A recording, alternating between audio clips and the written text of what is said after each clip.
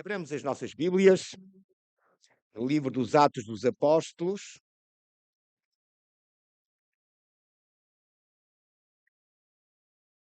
livro dos Atos dos Apóstolos, capítulo 8.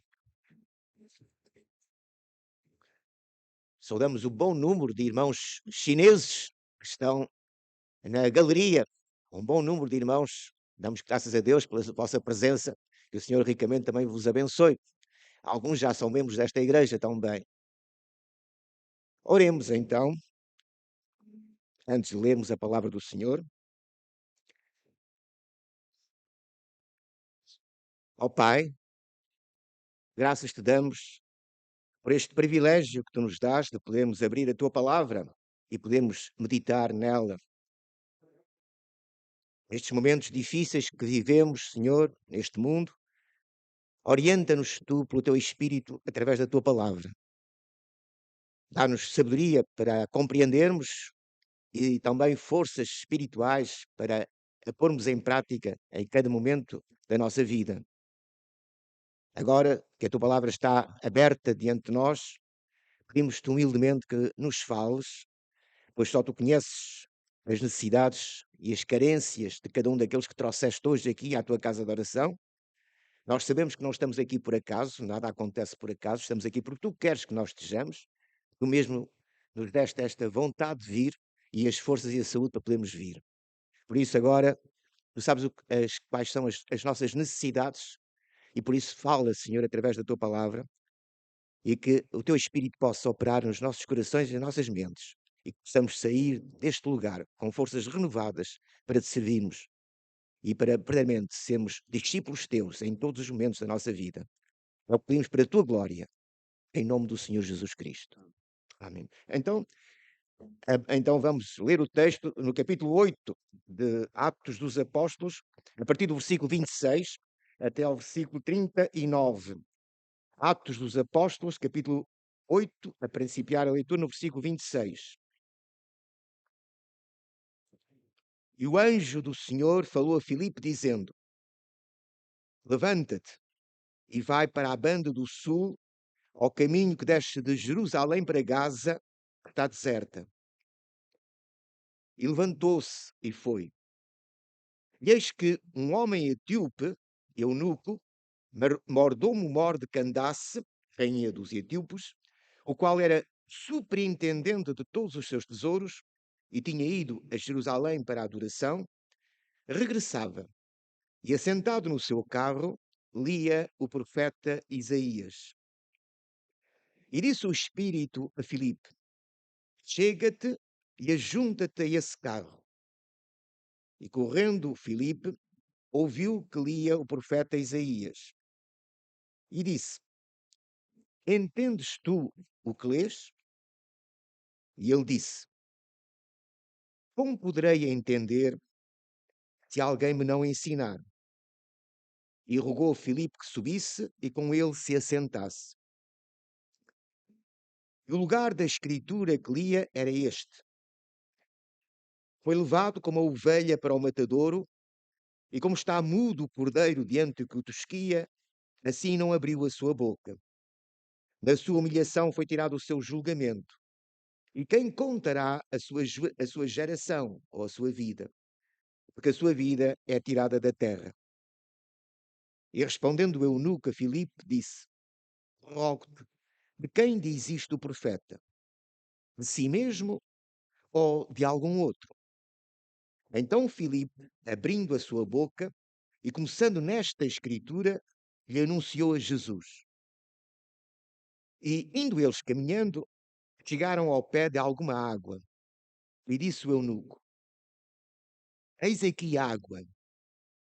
Impede que eu seja batizado. E disse Filipe: É lícito, se crês de todo o coração. E respondendo ele, disse: Creio que Jesus Cristo é o Filho de Deus. E mandou parar o carro, e desceram ambos à água, tanto Filipe como o eunuco, e o batizou. E quando saíram da água, o Espírito do Senhor arrebatou Filipe, e não ouviu mais o eunuco, e jubilou-se, continuou o seu caminho. Amém. Podeis sentar-vos.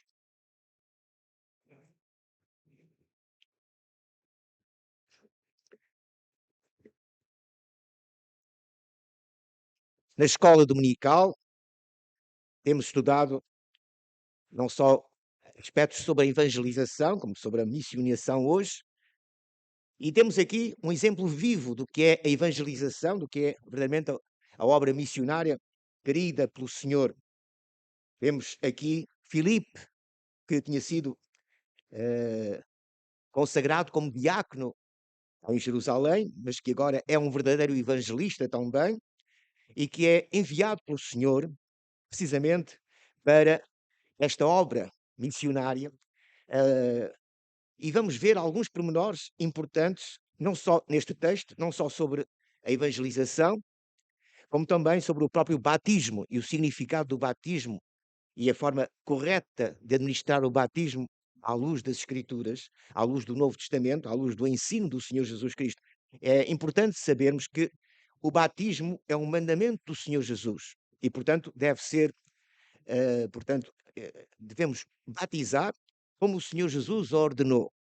Mas, para além do batismo, que fica bem claro aqui qual é a forma do batismo e quais são aqueles que devem ser batizados, para além disso, nós temos aqui um aspecto importante acerca da evangelização. Primeiramente, nós vamos ver algo que é crucial. Se a evangelização, como temos ouvido, é para a glória de Deus, também temos que ter em conta que Deus é soberano na evangelização. E uma das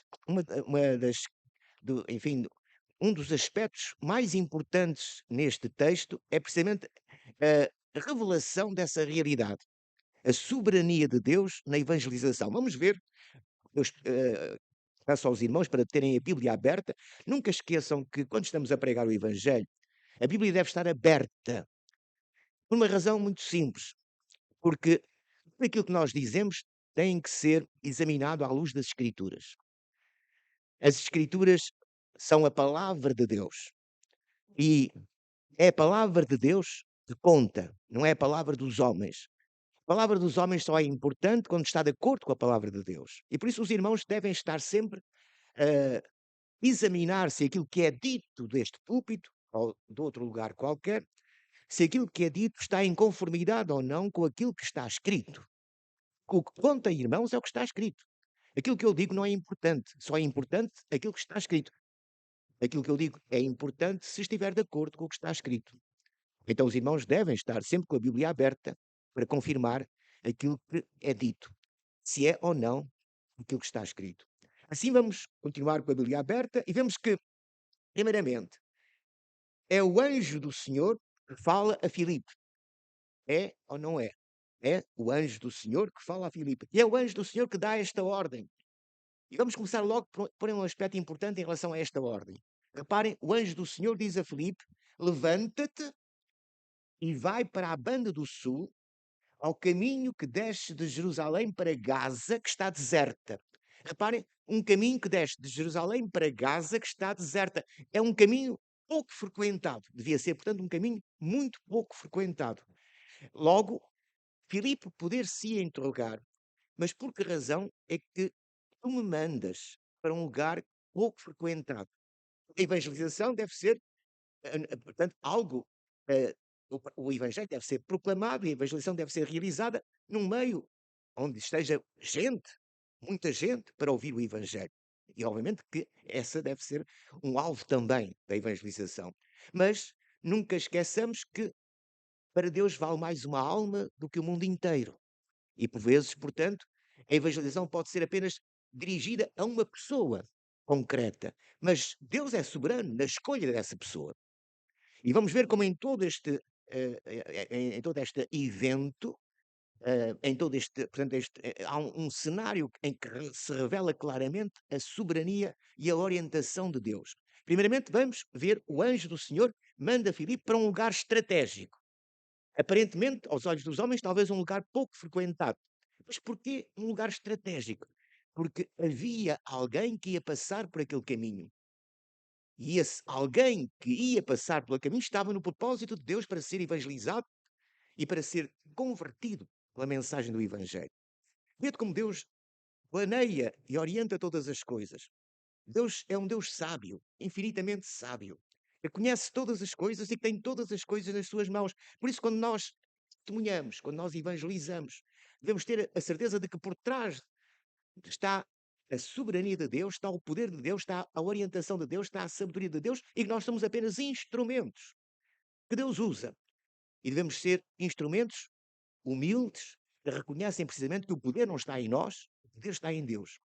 O poder não está nas nossas palavras, o poder está na palavra de Deus. E é o Espírito Santo de Deus que opera. Eles usa-nos, mas é o Espírito Santo que opera. E vamos ver isso. Reparem, Filipe dá-nos um primeiro exemplo. O caminho devia ser um caminho pouco frequentado, mas o Senhor tinha ordenado que ele foi imediatamente. Não vemos que Filipe tivesse colocado qualquer interrogação, tivesse perguntado, mas para aquele caminho, se Gaza está deserta, o caminho deve ser, poucas pessoas devem passar por aquele caminho. Nada disso. O anjo do Senhor disse: vai, levanta-te e vai, e ele, reparem, levantou-se e foi. A obediência é imediata. E nós, como discípulos do Senhor Jesus Cristo, devemos, portanto, estar disponíveis em qualquer momento, em qualquer circunstância, para obedecer a Cristo. No momento em que temos a certeza que é Deus que ordena, que é Deus que está orientando e dirigindo, nós somos apenas seus discípulos, somos apenas seus instrumentos. Então estamos aqui para servir o Deus. Não há outra razão para a nossa vida. No momento em que Deus nos transformou, no momento em que Deus converteu a nossa vida, na medida em que Deus mudou todas as coisas na nossa vida, somos uma nova criação em Cristo. As coisas velhas passaram, tudo se fez novo, agora só há um alvo para a nossa vida: glorificar a Deus, servir a Deus, onde quer que Ele seja. É Ele que manda. Não somos nós que escolhemos, é Ele que manda. Não somos nós que escolhemos como havemos de servi-lo. É Ele que nos diz como é que quer que nós o sirvamos. E nós devemos estar disponíveis para o servir como Ele quer que nós o sirvamos. É importante que deixemos de lado o nosso eu no momento em que Ele é Senhor. Se Ele é Senhor, então não é o nosso eu que domina, é Ele que domina a nossa vida. Isto é fundamental. Nós muitas vezes dizemos que Cristo é Senhor. Por isso dizemos Senhor Jesus. Mas depois é o nosso eu que orienta a nossa vida. Não é o Senhor que orienta a nossa vida. Se é o nosso eu que orienta a nossa vida, já não é Cristo o Senhor. Somos nós, senhores de nós mesmos. Portanto, temos que ter cuidado com aquilo que afirmamos. No momento em que eu digo que Jesus é Senhor, a partir daí o meu eu fica subordinado a Jesus. É Ele o Senhor. Então, o que é que queres que eu faça? Como é que queres que eu faça? E onde é que queres que eu faça? E é onde Ele quiser, eu vou. O que Ele quiser, eu faço. Porque Ele é Senhor. E vejam, é isto que Filipe faz. O anjo do Senhor disse a Filipe: levanta-te e vai para aquele caminho. E ele levantou-se e foi. E agora nós sabemos, agora começamos a ver que o Senhor, quando nos envia, tem um propósito, tem um alvo. O nosso Deus é infinitamente sábio, como já dissemos. É um Deus infinitamente sábio. Nada acontece por acaso. Tudo tem um alvo e tudo, portanto, está planeado de uma forma sábia por Deus. Naquele caminho, aparentemente, enfim, pouco frequentado, ia passar um homem etíope, portanto, da Etiópia. E este homem é um homem muito especial. Este homem, não sabemos o nome dele, sabemos apenas que era mordomo principal da rainha Candace, que era a rainha da Etiópia. Portanto, este homem era, para além de mordomo-mor da rainha da Etiópia, este homem era o tesoureiro, digamos, era, como diz o texto, reparem, o texto diz, eh, que ele era superintendente de todos os tesouros da rainha. Superintendente. Digamos que era, para que possamos compreender um pouco melhor, era o ministro das finanças. Este homem era o ministro das finanças da rainha, era o superintendente de todos os tesouros reais. Se era o superintendente, aquele que estava à frente de todo o tesouro real, era o ministro das finanças de Sua Majestade, a Rainha Candace. Portanto, era um homem altamente posicionado na sociedade etíope. Não era um etíope qualquer, era um homem altamente posicionado na sociedade etíope. Portanto, um homem com cultura, um homem com conhecimentos, e era, além disso, um homem que tinha ido a Jerusalém para a adoração. Se era um etíope que tinha ido a Jerusalém para a adoração, era portanto, eh, alguém que tinha sido convertido, se tinha convertido à fé judaica. Portanto, era um prosélito. Era um prosélito, alguém que um gentio que se tinha convertido à fé judaica, à fé dos hebreus, portanto, que se tinha convertido ao Deus de Abraão, de Isaque e de Jacó. Portanto, este homem era um prosélito que tinha fome e sede da palavra de Deus. Por que é que nós dizemos que este homem tinha fome e sede da palavra de Deus? Notai o texto, no versículo 28, este homem que tinha ido a Jerusalém para a adoração, no versículo 28, regressava e assentado no seu carro, lia o profeta Isaías.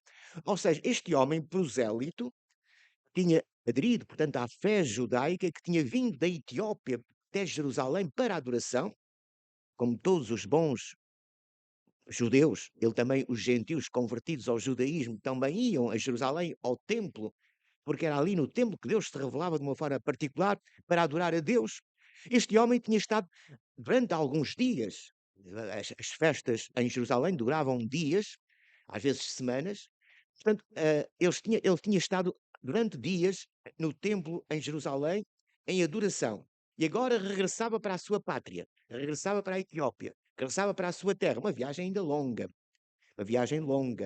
naquele tempo, portanto, de dias ainda. E, apesar de ter estado em adoração em Jerusalém durante aquele tempo todo, durante aqueles dias todos, agora, quando regressava, ele estava ainda sedento de Deus, sedento da palavra de Deus, de tal modo que, depois de ter estado em Jerusalém em adoração, ele continuava pelo caminho a ler a palavra de Deus. Irmãos, este homem, este etíope, deve confrontar-nos enfim, e nós temos de refletir nesta sede. Será que nós temos este mesmo desejo de ler a palavra de Deus? Será que nós amamos a Deus de tal maneira que temos este desejo de estar em comunhão com Deus? Enfim, de poder ter esta comunhão íntima e profunda com Deus, esta relação com Deus, lendo a sua palavra. Será que nós queremos conhecer cada vez mais a Deus? Ou pensamos que já conhecemos o suficiente? Não precisamos de conhecer mais. Irmãos, o nosso Deus é maravilhoso. É um Deus maravilhoso. É um Deus insondável. É um Deus que deve fascinar-nos por completo. E se Deus nos fascina, se Deus é maravilhoso, se Deus é infinito, nós, quanto mais o conhecemos, mais desejo temos de o conhecer. Mais desejo temos de o conhecer. Porque quanto mais o conhecemos, mais reconhecemos que Ele é muito mais infinito do que aquilo que nós pensávamos. O infinito é infinito, irmãos. Se o infinito é infinito, nós nunca poderemos conhecer demais. Conhecemos sempre de menos. Sempre conhecemos de menos. Por mais que conheçamos Deus, sempre o conhecemos de menos. Temos que conhecê-lo cada vez mais e mais e mais. Esta sede deve ser contínua. Não devemos ter sede de outras coisas. Mas sede de Deus, isso devemos ter sempre. E este homem revelava esta sede de Deus. E essa sede de Deus reflete-se no desejo que nós temos de ler a palavra de Deus. Será que nós lemos a palavra de Deus todos os dias? Oh, irmãos, é tão triste quando vemos que cristãos não leem a palavra de Deus. Não conhecem as Escrituras. Como é que podem ser cristãos se não conhecem as Escrituras, não conhecem a palavra de Deus? Irmãos, é a palavra de Deus que nos instrui. É Deus que nos instrui pelo seu Espírito através da sua palavra. O Espírito Santo dirige-nos, o Espírito Santo fala-nos através da sua palavra. Se nós não temos desejo de abrir a sua palavra e de ler a sua palavra e de pedir a Deus que nos dê sabedoria, que nos ilumine pelo seu Espírito para podermos compreender, já vamos ver, é outro aspecto importante. Entendes tu o que lês? É importante que nós possamos compreender a palavra de Deus. E por isso, aí É o Espírito Santo que funciona, é o Espírito Santo que é o agente deste conhecimento. Portanto, nós conhecemos Deus através da sua palavra, pelo poder do Espírito Santo, pela iluminação do Espírito Santo. Mas é importante que nós tenhamos esta sede, esta fome, fome de Deus, fome da palavra de Deus. E porque Deus é o nosso alimento, a palavra de Deus é o nosso alimento. Sim, nós nos alimentamos diariamente, espiritualmente, da palavra de Deus. Irmãos, a nossa vida espiritual tem de ser fortalecida continuamente.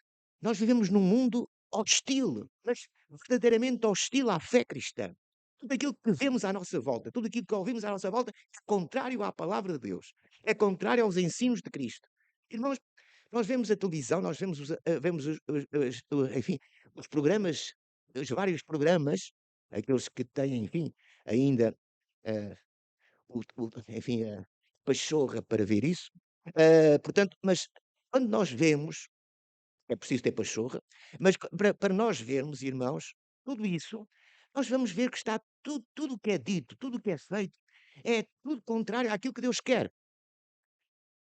Aquilo que Deus diz, isto é bom, os homens dizem, isto é mau.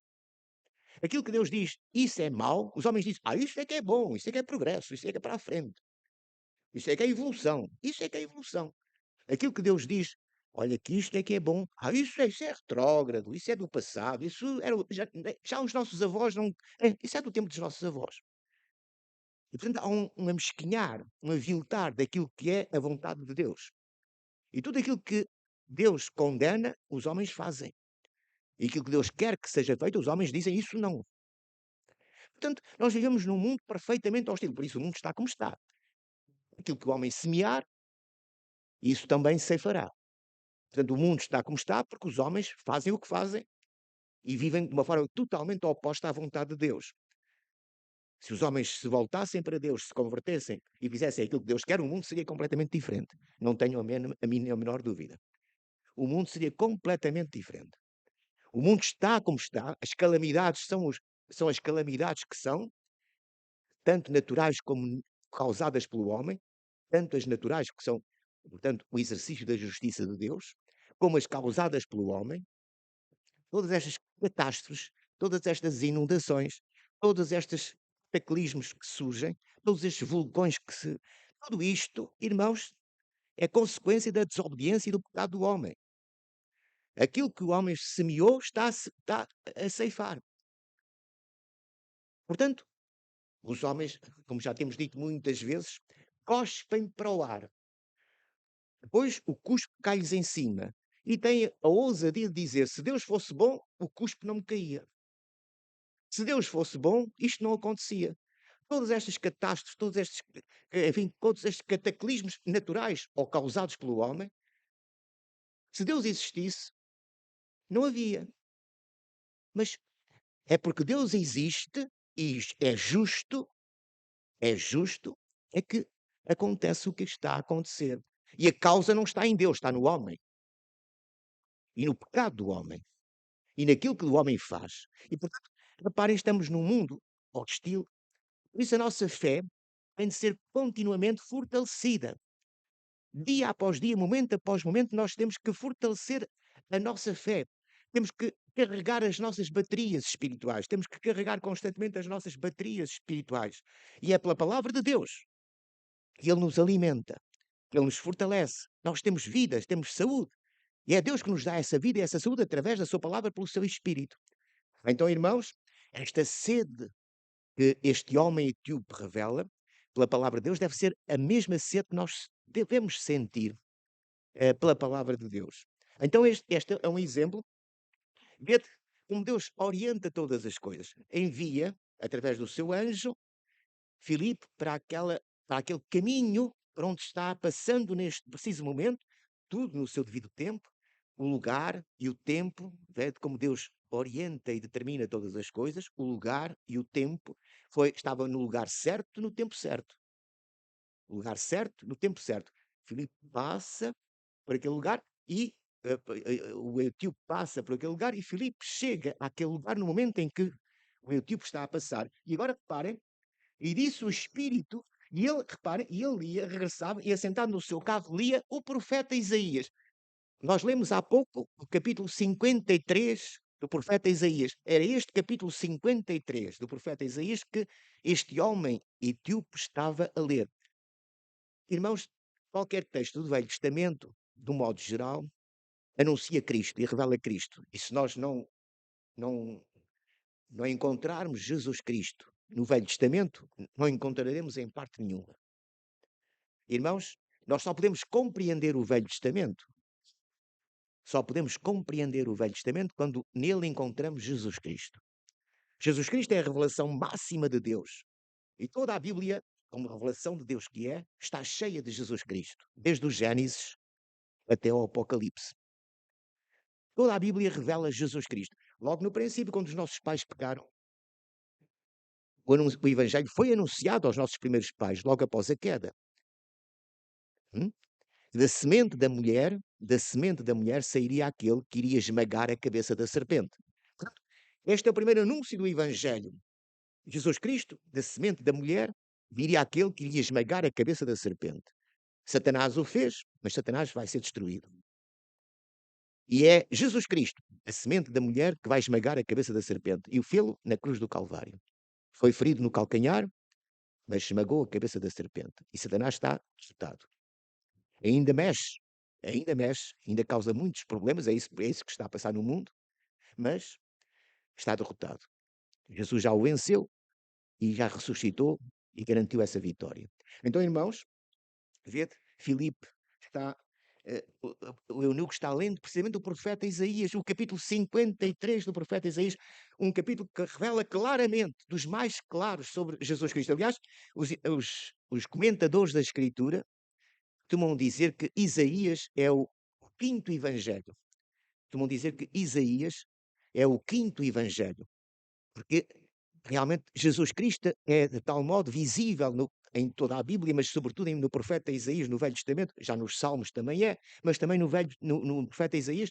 Então Jesus Cristo é quase que tão visível como em qualquer evangelho do Novo Testamento. Só falta dizer o nome.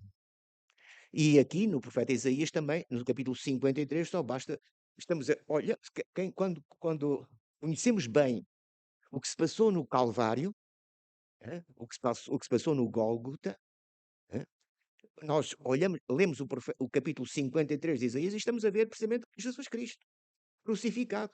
Levou sobre si os nossos pecados, levou sobre si as nossas enfermidades, morreu em nosso lugar, foi moído pelas nossas transgressões, o castigo que nos traz a paz estava sobre ele, pelas nossas iniquidades foi ele, portanto, sofreu ele, morreu, enfim, tudo isso, como era um cordeiro que se manteve mudo, como o cordeiro diante dos que os guiam, não abriu a sua boca. Portanto, Jesus está ali bem visível, toda a sua paixão e morte está bem visível no capítulo 53 de Isaías. E era este capítulo que o etíope estava a ler. E agora reparem, irmãos, é o Espírito Santo, reparem no versículo 29, disse o Espírito, no versículo 29, disse o Espírito a Filipe: chega-te e ajunta-te a esse carro. O carro ia andando, mas claro, era um carro, enfim, não eram os nossos carros a motor, não é? E portanto, Filipe correu e ao correr ia acompanhando o ritmo do carro. Ao lado do carro ia correndo, acompanhando o ritmo do carro. E então, vendo, ouviu que lia o profeta Isaías. E agora reparem a pergunta que Filipe faz ao eunuco. Ao eunuco. Entendes tu o que lês? Ele ouviu que era precisamente o capítulo 53 de Isaías. Um capítulo crucial para conhecer Jesus Cristo. E então ele faz esta interrogação: entendes tu o que lês? E agora vejam este homem, dissemos há pouco, que era importante não esquecer, que ele é um homem altamente posicionado na sociedade etíope. Um homem com cultura, um homem com conhecimentos, um homem que era o ministro das finanças, o superintendente dos tesouros da rainha. Era um homem, não era um homem qualquer. Mas vê a humildade, a humildade. A sua posição social não lhe tinha subido à cabeça. Era um homem perfeitamente humilde. E a prova é que ele reconhecia que era gentil, era um prosélito, era gentio. E para compreender as Escrituras era necessário que um judeu o ensinasse. Como poderei eu entender se não houver quem me ensine? Reparem a humildade deste homem. Eu sou gentio. Para compreender as Escrituras, eu preciso de alguém que me ensine, de algum judeu que me ensine. Alguém que realmente conheça bem as Escrituras e me possa ensinar. Eu leio as Escrituras, mas para compreender preciso de alguém que conheça bem as Escrituras e me ensine. Preciso de um judeu. E reconheceu imediatamente que Filipe, como judeu, obviamente. Então mandou subir para o seu carro. Mas vê a humildade deste homem. É preciso sermos humildes e reconhecermos precisamente que necessitamos que Deus nos ensine.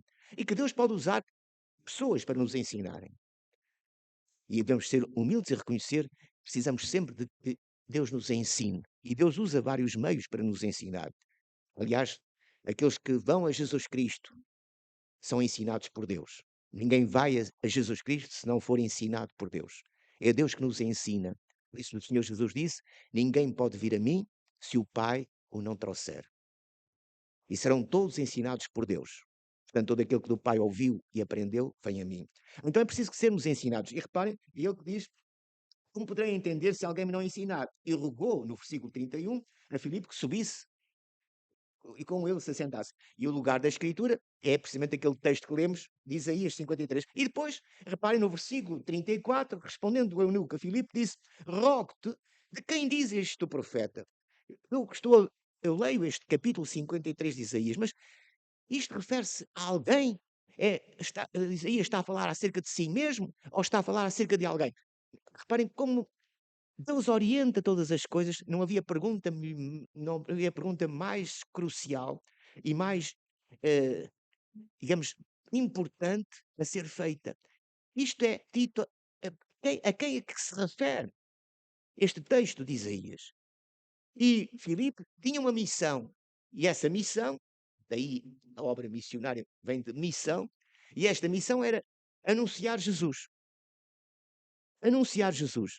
E esta pergunta, este texto de Isaías, esta pergunta do eunuco, eram as melhores perguntas que podiam ser feitas e o melhor texto que podia ser lido para anunciar Jesus. É como Deus orienta de uma forma soberana a evangelização. Chama, orienta, dirige, dispõe todas as coisas.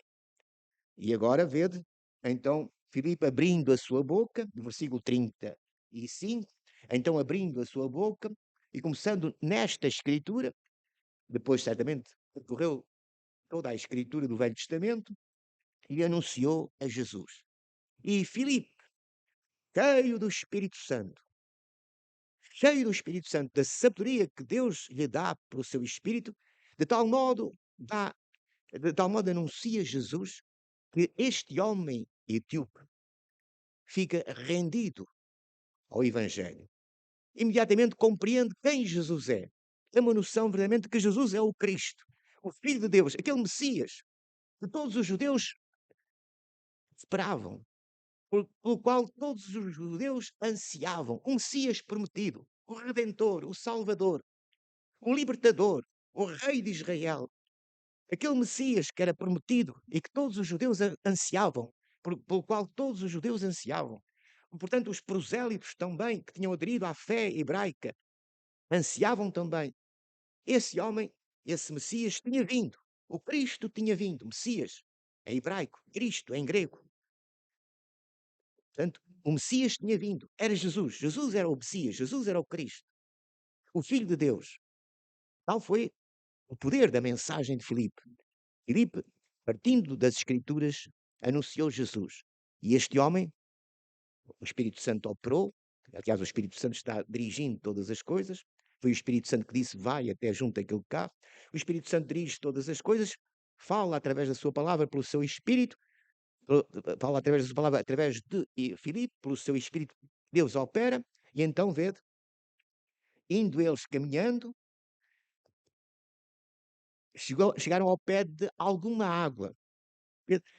Com certeza que este homem etíope ia numa longa viagem de Jerusalém para a Etiópia, certamente que tinha no seu carro água suficiente para se lavar, para lavar as mãos, para, enfim, para pequenos gastos, mas e para beber. Com certeza que não ia um caminho inteiro sem beber água e sem eventualmente lavar as mãos. Mas essa água não era suficiente para o batismo, porque o batismo não é lançar umas gotas de água sobre a cabeça de alguém. Isso não é batismo. Isso não é batismo. Isso é expressão. Batismo significa imersão. A palavra batismo vem da. Não é, a palavra batismo não é grego, não é portuguesa, é grega. É importante que saibam que batismo não é uma palavra portuguesa. Nem baptismo em francês, nem em inglês. Não é, é uma palavra grega. É o verbo baptizo. Baptizo, de eu batizar. Baptizo é um verbo grego. E o verbo grego baptizo, que deu baptizar, por isso tem o P. Portanto, baptizo, que deu batizar em português, e deu batismo noutras línguas. Portanto, esta palavra baptizo significa mergulhar, imergir. Portanto, a palavra grega, traduzida por batizar, é mergulhar, imergir na água. E o que o Senhor Jesus ordenou foi que fazer discípulos de todas as nações, mergulhando-os ou imergindo-os na água, em nome do Pai, do Filho e do Espírito Santo. E, portanto, é isso que os discípulos fazem. É mergulhar, imergir na água aqueles que creem em Jesus Cristo. Portanto, agora reparem como está no texto. Então Filipe, abrindo a sua boca e começando nesta escritura, lhe anunciou Jesus. E indo eles caminhando, versículo 36, e indo eles caminhando, chegaram ao pé de alguma água. E digo-se o eunuco, eis aqui água. Que impede que eu seja batizado? Uma pergunta crucial. Eis aqui água. Finalmente temos água suficiente para mergulhar, para ser batizado. Portanto, temos aqui água. Que impede que eu seja batizado? E reparem a resposta de Filipe. É lícito se crês de todo o coração. Aqui temos outro aspecto importante do batismo. Quem é que deve ser batizado? Só aquele que crê. Todo aquele que crê deve ser batizado. É a ordem dada por o Senhor Jesus. Ide por todo o mundo, pregai o Evangelho a toda a criatura. Assim termina o Evangelho de Marcos. Ide por todo o mundo, pregai o Evangelho a toda a criatura. Quem crer e for batizado, será salvo. Quem não crer, será condenado. Portanto, o batismo implica fé. Por isso nós não batizamos criancinhas recém-nascidas. O batismo não se apoia na fé dos pais ou dos padrinhos. Não. O batismo é uma decisão pessoal. Implica uma fé pessoal. Eu creio, por isso quero ser discípulo de Cristo. E porque creio em Cristo e quero ser discípulo de Cristo, então eu submeto-me ao mandamento do Senhor e sou batizado em nome do Pai, do Filho e do Espírito Santo. É este o mandamento do Senhor Jesus. Portanto, só aquele que crê e confessa a sua fé em Jesus Cristo é que deve ser batizado. Só é lícito o batismo quando a pessoa crê verdadeiramente em Jesus Cristo. O batismo é um testemunho pessoal, visível, um testemunho pessoal visível de que nós verdadeiramente cremos que Jesus é o nosso Salvador e que nós morremos com Jesus Cristo, nós morremos com Jesus Cristo, somos identificados com Ele na sua morte e na sua sepultura e ressuscitamos com Cristo. É isso que o batismo revela. Morremos com Cristo, daí a imersão, morremos com Cristo, somos sepultados com Cristo e ressuscitamos com Cristo. O nosso homem velho ficou sepultado nas águas, ficou sepultado com Cristo e ressuscitamos com Cristo para uma nova vida. Portanto, aquele que crê em Jesus Cristo é uma nova criação. As coisas velhas passaram, tudo se fez novo. Portanto, o batismo é imersão, porque significa realmente que nós mostramos às pessoas e testemunhamos visivelmente, de uma forma visível. Claro que é uma forma visível de revelar aquilo que aconteceu espiritualmente. Aquilo que aconteceu espiritualmente não pode ser, não é visível. O que é que aconteceu espiritualmente? Morremos com Cristo, fomos sepultados com Cristo, ressuscitámos com Cristo. Isto não se vê. Então o batismo torna visível, através do sepultamento nas águas e do levantamento das águas. Morremos com Cristo, ressuscitamos com Cristo. Somos uma nova criação. E agora somos discípulos de Jesus Cristo. Somos discípulos de Jesus Cristo. Portanto, o batismo é lícito para aquele que crê e só para aquele que crê. Só aquele que crê em Jesus Cristo é que deve ser batizado. E implica, reparem agora, vejam o contexto. Eis aqui água que impede que eu seja batizado. E disse Filipe: é lícito se crês de todo o coração. É preciso crer sinceramente, de todo o coração. E ele respondeu: creio que Jesus Cristo é o Filho de Deus. Ou se quiserem, pode-se traduzir também: creio que Jesus é o Cristo, o Filho de Deus. É interessante quando esta a afirmação de fé fundamental da Igreja. Esta afirmação de fé fundamental da Igreja. Quando Jesus perguntou, lembram-se, quando Jesus perguntou aos seus discípulos: quem dizem os homens que eu sou? Quem dizem os homens ser o Filho do Homem? Quem dizem os homens que eu sou? E uns dizem que és isto, outros dizem que és aquilo, profeta, etc, etc. E vós? Hã? Jesus interroga diretamente os seus discípulos: e vós? Isto é o que os outros dizem. E vós? Quem dizeis que eu sou? E Pedro, um homem de fé, um homem sempre ativo, né? Um homem sempre vigoroso, né? Ele sempre que age, um homem da ação. Pedro disse: Tu és o Cristo, tu és o Cristo, o Filho do Deus vivo. E o que é que diz Pedro? Bem-aventurado és tu, Simão Farjonas, porque te não revelou a carne e o sangue, mas meu Pai que está nos céus. Reparem, não é a carne nem o sangue, não foi a tua inteligência e a tua capacidade que chegou à conclusão que eu era o Cristo, foi o meu Pai que te ensinou. Mas eu te digo que tu és Pedro e sobre esta pedra edificarei a minha igreja. Ou seja, esta é a pedra, o fundamento. Tu és o Cristo, o Filho de Deus vivo. Tu és Pedro e sobre esta pedra, tal como tu és Pedro, também sobre esta pedra edificarei a minha igreja. Que pedra é? Não é Pedro, de modo nenhum. Não é Pedro, nunca foi. Já no Velho Testamento se fala da pedra e a pedra é Cristo. O próprio Pedro testemunha no livro dos Atos dos Apóstolos e na sua carta que esta pedra é Jesus Cristo, não é ele. A pedra, o fundamento da igreja é Jesus Cristo. Mas foi Pedro que afirmou teve esta afirmação de fé, que é o fundamento da igreja, que é a pedra da igreja. Tu és o Cristo, o Filho de Deus vivo. Sobre esta pedra, diz o Senhor Jesus, edificarei a minha igreja, e as portas do inferno não prevalecerão contra ela. Não vê que a igreja está afirmada em Jesus Cristo. Ele é a pedra. Mas para que reconhecer que Jesus Cristo é o Filho de Deus, essa é a obra do Espírito Santo, é a obra de Deus. E por isso, irmãos, para ser batizado, é necessário crer que Jesus é o Cristo, o Filho de Deus. Então, o que é que aconteceu? Vejam o versículo 20, 38. E mandou parar o carro.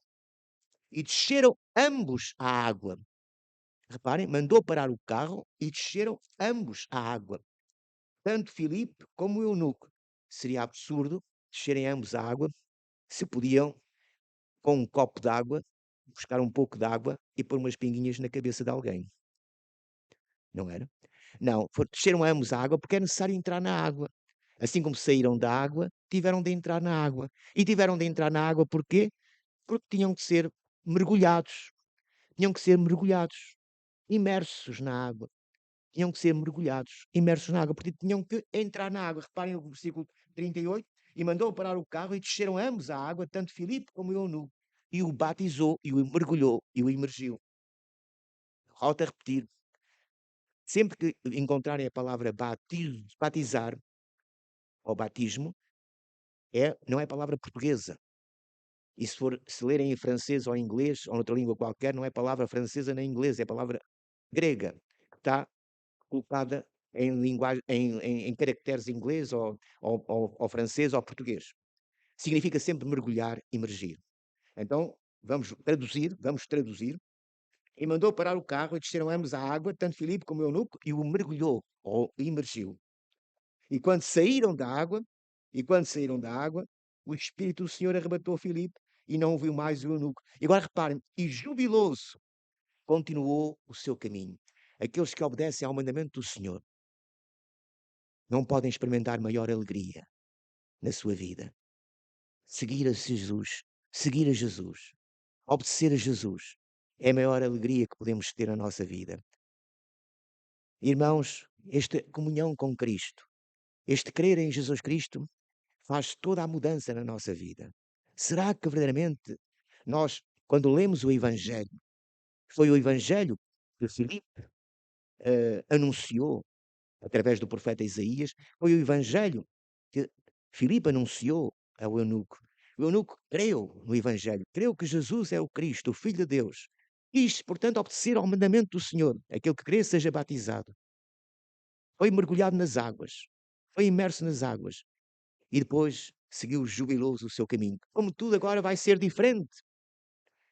Como tudo vai ser diferente. Talvez depois, quando alguns missionários, muitos anos mais tarde, chegam à Etiópia e encontram já alguns discípulos de Cristo, e encontraram alguns discípulos de Cristo, com certeza foram já fruto do ministério deste etíope, deste homem. Fruto do ministério deste homem. Porque aquele, como já ouvimos, que recebe o Evangelho e crê no Evangelho, não pode ficar calado. Não pode ficar calado. E não sabemos até se a rainha Candace também não ouviu o Evangelho através do seu superintendente, do seu ministro das Finanças. Que o Senhor também nos dê este mesmo desejo, esta mesma alegria de testemunhar de Jesus Cristo. Amém.